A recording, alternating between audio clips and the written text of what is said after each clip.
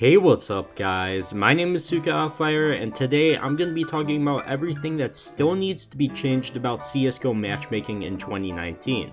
Because I haven't had a rant video in a while and there's a lot to talk about. The first thing that I want to talk about is prime matchmaking. As somebody who plays with a guy who is new to the game and has a non-prime account, I am not exaggerating when I say that we get a cheater at least every other game. And that's being pretty lenient since it's rare we don't get one in the game. Most of the time they're pretty obvious as well, like they could be walling but they're just flicking through smokes, pre-firing everything. It's just absolutely horrible.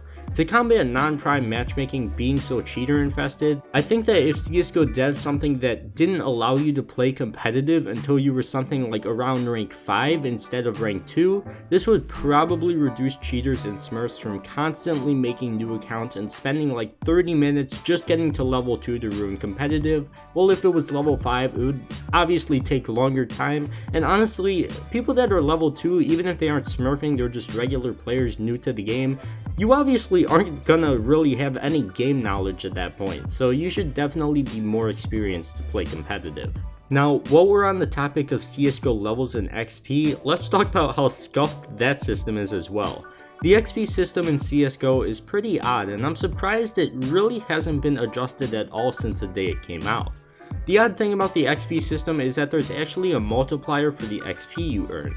The way it works is that at the start of the week, you'll have gained 0 XP, so you get a 4 times bonus until you reach 4500 XP, then a 2 times bonus until you reach 7500 gain for that week, and then that goes on a bit. There's like some other multipliers, but the odd thing is, once you reach 11,200 XP, your multiplier goes from 1 to 0.175, so you're getting 17.5% of the XP you were getting at the 1 multiplier. Now, I actually think that this isn't a bad feature for the first 21 levels. It actually makes it a grind so new accounts can't just rush to level 21 to get prime easier. But after the first 21 levels, I think the 0.175 reduction should really be removed, because you shouldn't be punishing players for playing your game a lot. That literally defeats the purpose. This would make it actually possible to get the higher level badges, since currently it's pretty much impossible to get the level 6 badge unless you play it for like 11 hours a day every single day of the year. And I think that's kinda unrealistic, and the devs should probably do something about it, considering XP has been in the game for quite a long time now, and they just haven't looked at it at all. It's just a really broken system. The third thing I want to bring up is a really good idea that someone on Twitter actually thought of, and that's that CSGO should have an ELO system that rewards players for being more consistent. I think this would be a good way to actually balance the rank up system a bit more, since I've heard so many stories of people getting like 8 or even more wins in a row, sometimes not even ranking up off that, but then they rank up a couple games later, they win 2 games, and then they lose 2 games in their new rank, and then they just derank again. It just makes no sense at all, and it's pretty apparent that the ranking system needs a change and has needed a change for a long time. Of course, showing how close we are to ranking up and showing us our ELO would be nice too, but everybody has been asking for that for years as well, and CSGO devs really don't seem like they want to add it, so I don't think we'll be seeing that, unfortunately, but it would be another really good thing to see. And the final thing that I want to talk about is just matchmaking overall. You can play matchmaking to become better at CS, but once you reach global, there really isn't anything to do anymore besides maybe going to FACEIT or ESEA or something.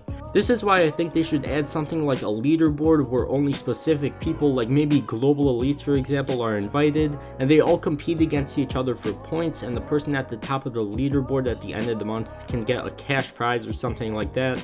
I pretty much based this off the FACEIT system, but once again, it's another reason for people to play matchmaking and more people to get the game. There isn't really any reason to play matchmaking once you become good at the game to play FACEIT, and you could literally get cash prizes there, so why would you waste your time playing matchmaking? Or ESEA, like you can go pro from that.